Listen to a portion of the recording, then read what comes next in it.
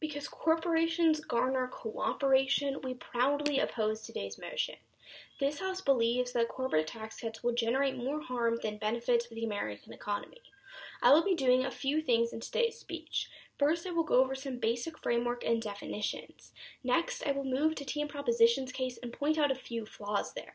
And finally, I will be giving the first two substantive arguments of Team Opposition's case, and our next speaker will present our third argument about tech and pharmaceutical innovation in her next speech. But first, a corporate tax is a levy placed on the profit of a company to raise taxes. Enacted tax rates are applied to generate a legal obligation from these businesses that they owe to the government.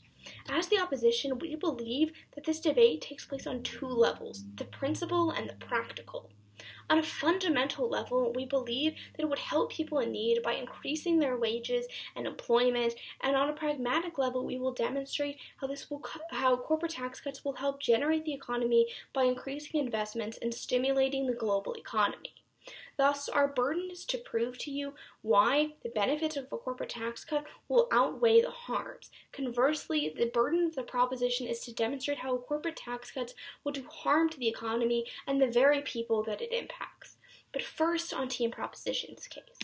On their first point about small businesses, they talk about how the large corporations will no longer small businesses will no longer be able to compete with these large corporations. But I have two responses here. First, with corporations acquiring more money, they can invest in these small businesses. This will give small businesses more stability and grounding because they will not have to rely on purchase to purchase. Instead, they will have a backing from a large corporation that can bail them out in times of need. But then second, the small business appeal will still exist. Although corporations will be acquiring more money, this does not mean that it will hurt the small businesses as well. Just because a company has more money does not mean that it's necessarily going to buy out these small businesses, and there is no means that these small businesses would want to sell in the first place. But then on their second point about how these corporations will hoard the money that they garner from this policy, a few answers here. First, companies historically have spent more when they have more capital through investments and capital spending. We've seen this over the last few months. As the new tax bill was enacted, we saw more companies investing in new innovations. But then second, even if they do save this money, this could be a huge help in case of an economic downturn, because companies will have a cushion in the rare case of an emergency.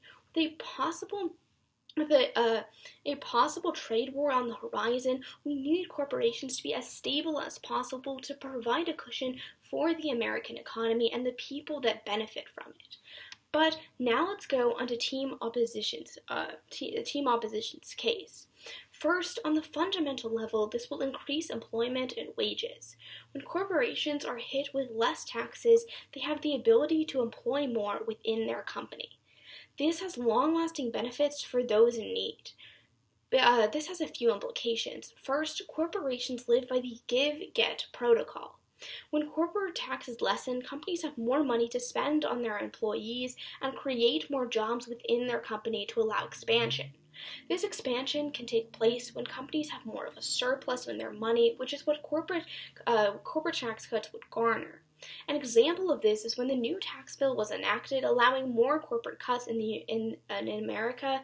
AT&T followed the suit of other companies and gave 200,000 employees bonuses or wage increases. This helps the people that need more wages to help provide. But then these have two long-lasting impacts. First, with more people employed in sustainable corporations, there would be more people who have benefits and can live without fear of having no insurance.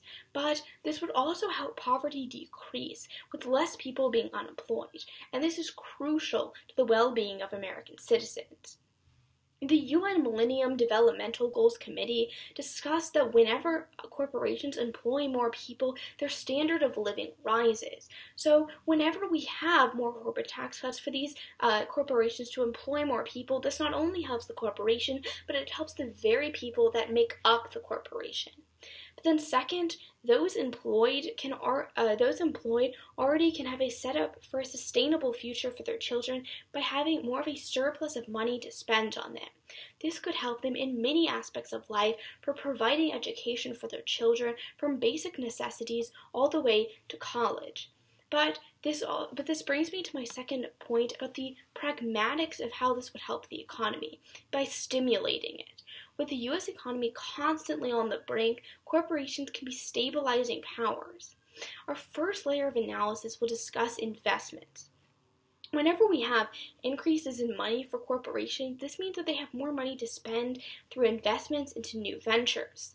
The first implication of this is that new businesses can form, and investments lead to a better and more stable economy, one that is constantly growing.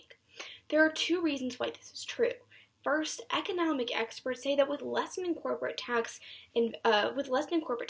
investment could increase from 4 to 6%, which could add over $1 trillion of investment into the economy.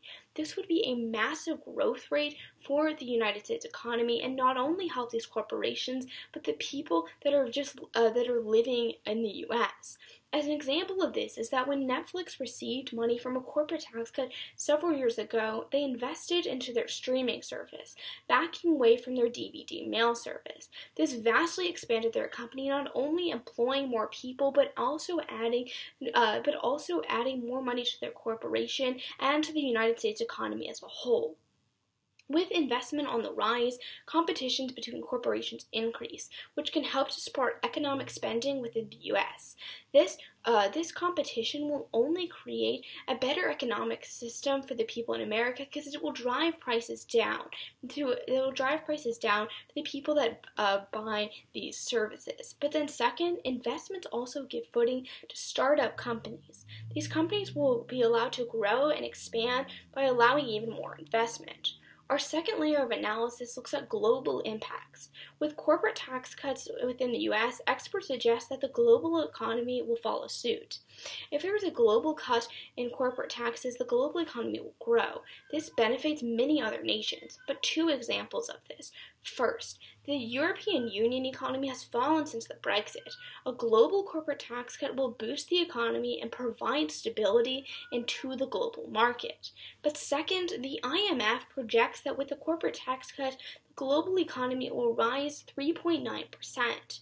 This will help developing nations provide more so they can now access a more stable economy through the global markets. Because the opposition is not only looking to how this will benefit the economy, but also to the people that we see living within the United States and all around the globe, we proudly oppose today's motion.